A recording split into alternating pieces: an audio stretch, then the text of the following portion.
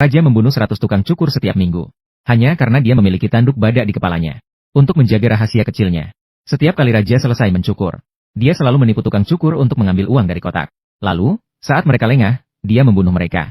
Namun, karena rambut Raja tumbuh terlalu cepat, jadi, dia mengirim orang setiap hari untuk menangkap tukang cukur. Namun, hari ini tentara yang menangkap adalah satu-satunya tukang cukur terakhir di kerajaan. Wanita di samping sangat khawatir setelah melihatnya. Karena putranya juga seorang murid. Namun, pemuda itu tetap tidak bisa menghindari nasib buruk. Raja sekali lagi mengirim orang untuk menangkap tukang cukur. Dan saat itu, ibu di dalam rumah sedang menyiapkan pankek untuk putranya. Berniat mengirim putranya keluar untuk menghindar. Tiba-tiba, tentara masuk.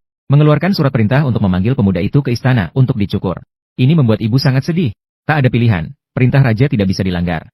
Ibu terpaksa memasukkan roti bakar ke dalam tas anaknya. Bahkan alat musik suaranya yang paling disukainya. Ibu juga memasukkannya ke dalam tas. Dia sangat tahu bahwa anaknya pergi. Mungkin tidak akan kembali lagi. Dengan demikian, pemuda itu dibawa ke istana. Tak lama kemudian, dia dibawa ke hadapan raja. Raja turun dari tahtanya dan mengeluarkan pedang yang dipakainya. Ini membuat anak laki-laki itu sangat ketakutan. Raja menyerahkan pedangnya kepada pemuda itu, memintanya untuk mencukur kepalanya dengan pedang. Kemudian Raja berjalan menuju kursi dan melepas topinya. Namun pemandangan di depannya membuat pemuda itu sangat terkejut, karena di kepala Raja ternyata tumbuh tanduk badak. Meskipun pemuda itu sangat takut, dia tetap memberanikan diri untuk maju. Pemuda itu pertama-tama mengocok sabun, kemudian mengoleskannya di kepala Raja, lalu mengasah pedang hingga tajam. Setelah itu, dia mulai mencukur kepala Raja hingga botak. Meskipun pemuda itu hanya seorang murid, namun mencukur kepala botak sangat mudah. Dalam sekejap, kepala Raja sudah bersinar. Setelah memeriksa tidak ada masalah, pemuda itu mengembalikan pedang kepada Raja. Namun Raja menggunakan pedang sebagai cermin. Melihat kepala botak yang bersinar, Raja sangat puas. Dia mengambil kembali pedangnya. Lalu dia menyuruh pemuda itu untuk mengambil uang dari kotak harta. Dan pemuda itu tidak meragukannya sama sekali. Dia segera melangkah maju untuk mengambil uang. Namun ketika pemuda itu membuka kotak, dia menemukan bahwa di dalamnya sangat dalam. Raja mengambil kesempatan untuk mendorong anak itu ke dalam. Pemuda itu jatuh ke dalamnya. Namun pemuda itu mendapat perlindungan dari takdir. Di dasar jurang ternyata ada sungai gelap di bawah air. Dia awalnya ingin berenang ke tepi. Namun karena arusnya terlalu deras, pemuda itu tidak bisa mencapai tepi. Akhirnya dia terseret ke dalam sungai gelap yang lebih dalam. Raja melihat itu dan sangat puas. Dengan bangga, dia menutup kotak harta. Namun, nyawa pemuda itu belum berakhir. Terbawa ke tempat tumpukan tengkorak. Dia juga terbangun saat itu. Melihat tumpukan tengkorak yang menumpuk seperti gunung di depannya. Pemuda itu tahu pasti ada makhluk aneh di sini. Jadi saya mengambil topi di dalam air. Duduk di atas batu dan bersiap menunggu mati. Saat itu, ada suara dari tumpukan tengkorak. Pemuda itu ketakutan dan mundur terus. Muncul tubuh ular yang melingkar. Seorang pemuda melihat itu dan perlahan mundur ke atas. Dia tahu ini adalah ular piton raksasa sepanjang 100 meter. Jadi dia mengeluarkan seruling dari bungkusan. Ular piton juga mengeluarkan kepalanya saat itu. Pemuda itu segera memainkan seruling. Menggunakan kemampuan pengendalian ular ala India. Ular piton langsung dikendalikan oleh pemuda itu. Semakin pemuda itu bermain, semakin berirama. Ular piton juga berdiri seperti ular kobra. Pemuda itu berusaha untuk menjinakkan ular piton. Dia bahkan meniup selama 3 jam tanpa henti. Inilah yang membuat ular raksasa itu jinak. Setelah dia menyimpan suona, dia mengeluarkan roti bakar yang dibawanya. Ular raksasa itu menjulurkan lidahnya. Dia menemukan roti bakar itu sangat lezat. Lalu dia menelan roti bakar itu dalam satu gigitan. Ular raksasa itu sangat senang setelah makan. Pemuda itu memanfaatkan kesempatan untuk meminta sesuatu kepada ular. Dia berharap ular itu bisa mengantarnya keluar dari gua. Ular raksasa itu langsung setuju setelah mendengar. Ia meminta pemuda itu berdiri di atas kepalanya. Ia pun berubah menjadi lift, mengangkat anak laki-laki itu ke tempat keluar. Namun, ular raksasa itu tidak cukup tinggi. Jarak ke pintu keluar masih setengah tinggi orang. Pemuda itu meminta ular untuk memikirkan cara. Siapa sangka, ular itu melingkarkan ekornya. Ia berubah menjadi pegas kecil dan melompat, tepat mengenai batu yang menonjol di pintu gua. Pemuda itu segera keluar dari gua. Setelah dia berterima kasih kepada ular, dia cepat-cepat berjalan pulang. Namun, seiring dengan matahari terbenam, suara serigala di hutan terus-menerus. Ini membuat pemuda itu sangat ketakutan. Jadi, dia segera mempercepat langkahnya. Tiba-tiba ada suara dari semak-semak di depan. Pemuda itu segera mundur ke arah pohon besar. Saat itu, seekor serigala lapar melompat keluar. Pemuda itu melihat ke kiri dan ke kanan. Dia menemukan tidak ada tempat untuk bersembunyi. Jadi, dia segera memanjat pohon besar. Pemuda itu melihat serigala lapar tidak mau pergi. Jadi, dia menggunakan keahlian khasnya lagi. Saat dia mulai memainkan serulingnya, serigala lapar segera mulai menari. Pemuda itu semakin cepat memainkan serulingnya. Serigala juga semakin gembira saat menari. Sepenuhnya melupakan bahwa dia sedang menangkap mangsa. Ternyata, serigala itu secara tidak sengaja terpeleset. Dia menabrak pohon dan membuat pemuda itu terjatuh. Pemuda itu jatuh tepat di atas perut serigala. Namun, serigala itu tidak segera bereaksi. Dia terus tertawa tanpa henti, sampai perutnya berbunyi keroncongan. Barulah dia menyadari bahwa dia sedang menangkap makanan. Anak itu mengeluarkan roti panggang dan memberikannya kepada serigala lapar. Serigala itu mencium dan menemukan roti panggang itu sangat harum.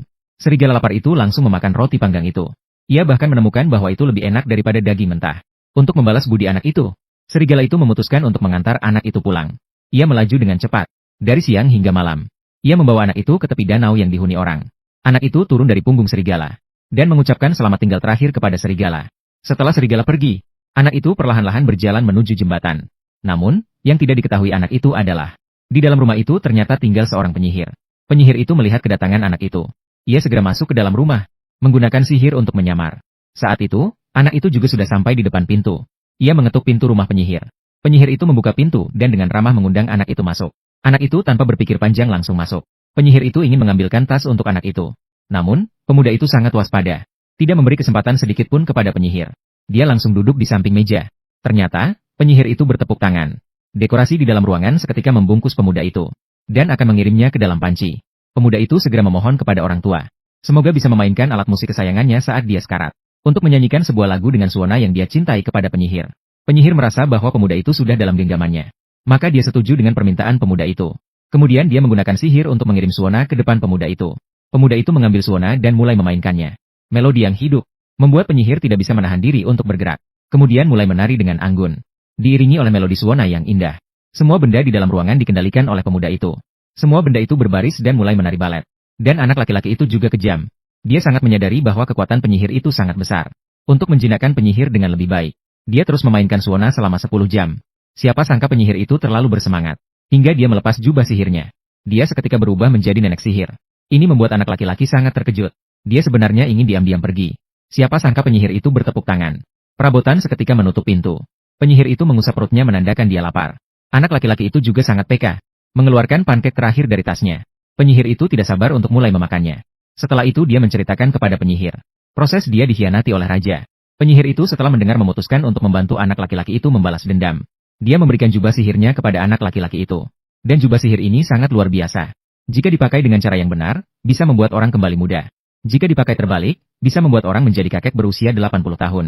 Anak laki-laki itu melihat jubah ajaib itu dengan puas. Maka dia berangkat malam itu juga menuju istana. Sudah hampir sampai di gerbang kota. Pemuda itu telah berubah menjadi kakek berusia 80 tahun. Namun, tentara tetap menghentikan orang tua itu. Pemuda itu segera menyatakan bahwa dia datang untuk mencukur raja. Tentara mendengar bahwa itu untuk mencukur raja. Segera membantu pemuda itu masuk. Raja melihat bahwa dia adalah seorang tua. Jadi dia tidak waspada. Dia meminta tentara untuk keluar dari pintu. Kemudian memberikan alat cukur kepada orang tua itu. Meminta orang tua itu untuk mencukur rambutnya. Setelah itu, raja duduk di bangku. Pemuda itu juga tetap membuat busa dengan baik. Kemudian dengan serius mencukur rambut raja. Tidak lama kemudian, pemuda itu mencukur kepala raja hingga sangat bersih.